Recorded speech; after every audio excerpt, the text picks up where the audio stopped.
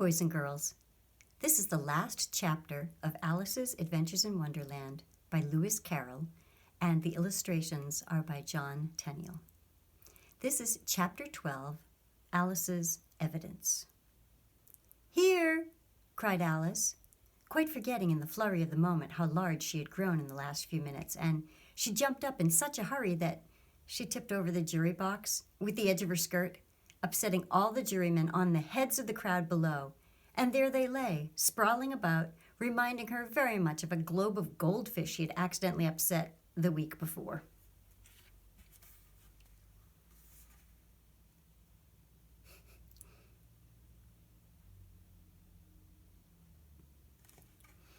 "Oh, I beg your pardon," she exclaimed in a tone of great dismay, and began picking them up again as quickly as she could, for the accident of the goldfish kept running in her head, and as she had a vague sort of idea that they must be collected at once and put back into the jury box, or they would die.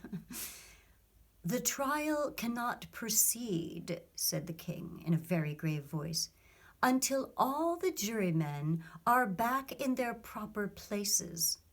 All." He repeated with great emphasis, looking hard at Alice as he said so. Alice looked at the jury box and saw that, in her haste, she had put the lizard in head downwards, and the poor little thing was waving its tail about in a melancholy way, being quite unable to move. She soon got it out again and put it right. "Not that it signifies much," she said to herself. "I should think it would be quite as much use in the trial one way as the other."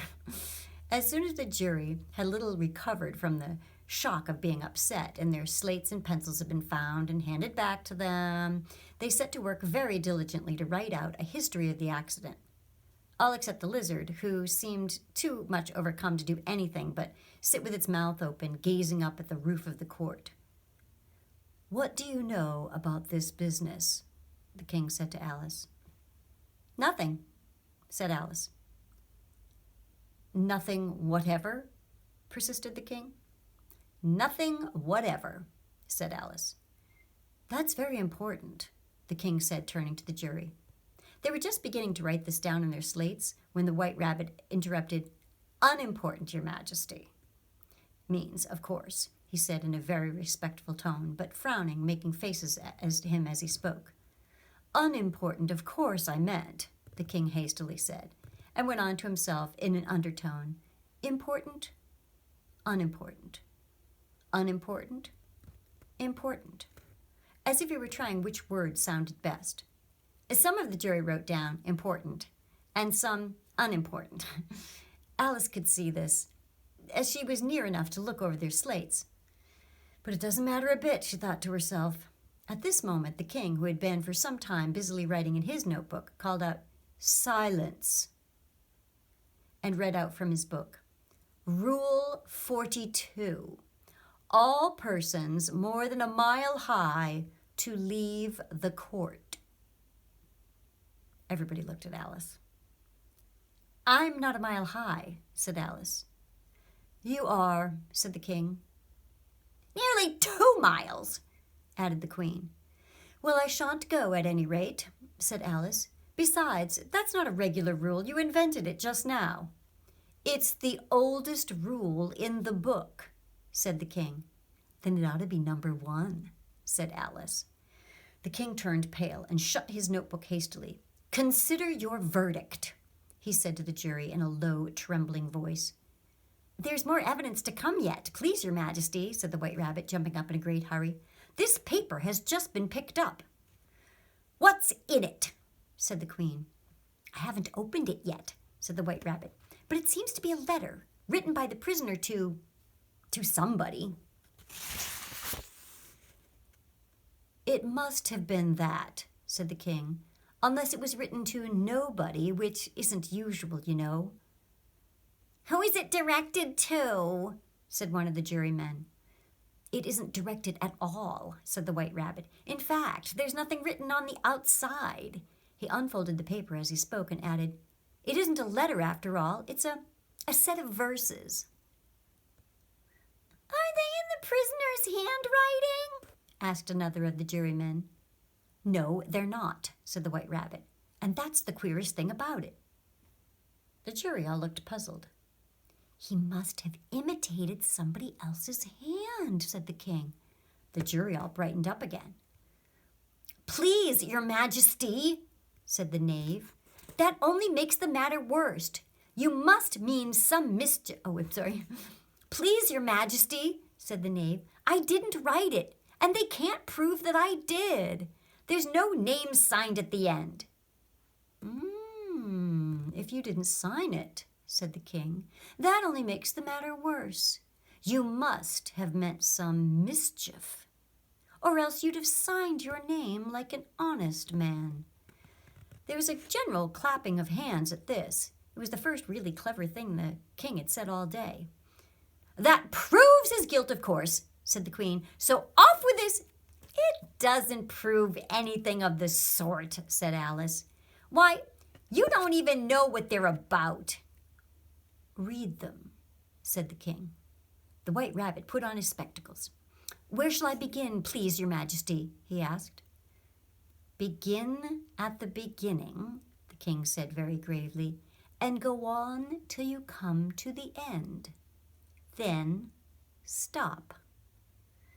There was dead silence in the court whilst the White Rabbit read out these verses. They told me you had been to her and mentioned me to him. She gave me a good character, but said I could not swim. He sent them word I had not gone. We know it to be true. If she should push the matter on, what would become of you? I gave her 1, they gave him 2. You gave us 3 or more. They all returned from him to you, though they were mine before. If I or she should chance to be involved in this affair, he trusts to you to set them free, exactly as we were.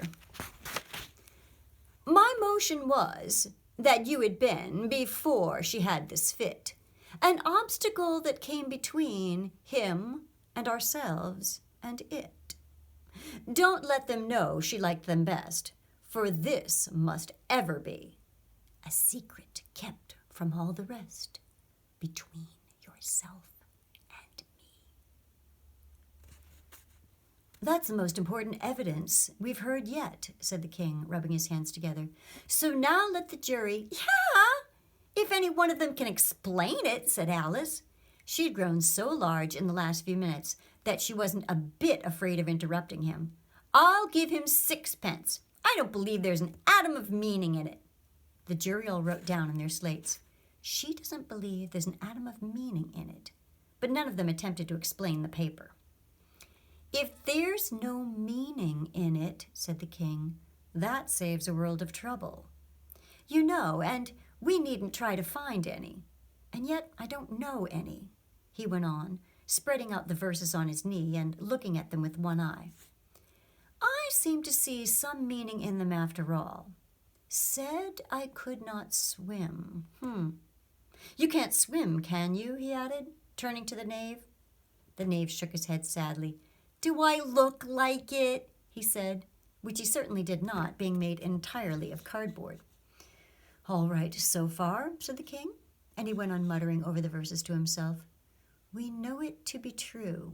Well, that's the jury, of course. If she should push the matter on, that must be the queen. What would become of you? What indeed? I gave her 1, they gave him 2. Why, that must be what he did with the tarts, you know. But it goes on to say they all returned from him to you, said Alice. Why, there you are, said the king triumphantly, pointing to the tarts on the table. Nothing can be clearer than that. Then again, before she had this fit. You never had fits, my dear, I think, he said to the queen. Never, said the queen furiously, throwing an inkstand at the lizard as she spoke. The unfortunate little Bill had left off writing on the slate with one finger, as he found it made no mark. But now he hastily began again, using the ink that was trickling down his face as long as it lasted. Then the words don't fit you, said the king, looking round the court with a smile. There was a dead silence. "It's a pun," the king added in an angry tone, and everyone laughed. "Let the jury consider their verdict," the king said, for about the 20th time that day. "No, no," said the queen. "Sentence first, verdict afterward." "Stuff and nonsense," said Alice loudly. "The idea of having the sentence first." "Hold your tongue," said the queen, turning purple. "I won't," said Alice. "Off with her head," the queen shouted at the top of her voice. Nobody moved. "Who cares for you?" said Alice. She had grown to her full size by this time. "You're nothing but a pack of cards." At this, the whole pack rose up into the air and came flying down upon her. She gave a little scream, half of fright and half of anger, and tried to beat them off.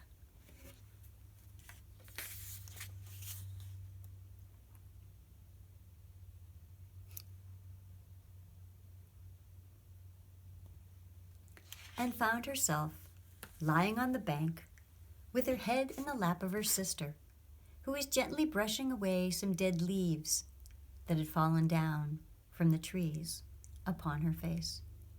"Wake up, Alice, dear," said her sister. "Why, what a long sleep you've had." Oh, I just had a curious dream," said Alice. And she told her sister, as well as she could remember, all these strange adventures of hers that you have just been reading about. And when she had finished, her sister kissed her and said, "It was a curious dream. Dear, certainly. But now run into your tea. It's getting late." So Alice got up and ran off, thinking while she ran, as well she might, what a wonderful dream it had been. But her sister still sat as she had left her, leaning her head in her hand, watching the setting sun, and thinking of little Alice and all her wonderful adventures, till she too began dreaming. After a fashion, and this was her dream. First, she dreamed about little Alice herself. Once again, the tiny hands were clasped upon her knee, and the bright, eager eyes were looking up into hers. She could hear the very tone of her voice, and see that queer little toss of her head to keep back the wandering hair that would always get into her eyes. And still, as she listened, or seemed to listen, the whole place around her became alive with the strange creatures of her little sister's dream. The long grass rustled at her feet as the white rabbit hurried by. The frightened mouse splashed his way through the neighboring pool, and she could hear the rattle of the teacups as the March Hare and his friends shared their never-ending meal, and the shrill voice of the queen ordering off her unfortunate guests to execution. Once more the pig baby was sneezing on the Duchess's knee, while plates and dishes crashed round it. Once more the shriek of the griffin, the squeaking of the lizard's slate pencil, and the choking of the suppressed guinea pigs filled the air, mixed up with the distant sob of the miserable mock turtle. So she sat on with closed eyes, and half believed herself in Wonderland, though she knew she had but to open them again, and all would change to dull reality. The grass would be only rustling in the wind, and the pool rippling to the waving of the reeds. The rattling teacups would change to tinkling sheep bells, and the queen's shrill cries to the voice of the shepherd boy, and the sneeze of the baby, the shriek of the griffin, and all the other queer noises would change, she knew, to the confused clamor of the busy farmyard, while the lowing of the cattle in the distance would take the place of the mock turtle's heavy sobs. Lastly, she pictured herself, how this same little sister of hers would, in the aftertime, be herself a grown woman, and how she would keep, through all her riper years, the simple and loving heart of her childhood, and how she would gather about her other little children and make their eyes bright and eager with many a strange tale, perhaps even with the dream of Wonderland of long ago, and how she would feel with all their simple sorrows and find a pleasure in all their simple joys, remembering her own child life and the happy summer days.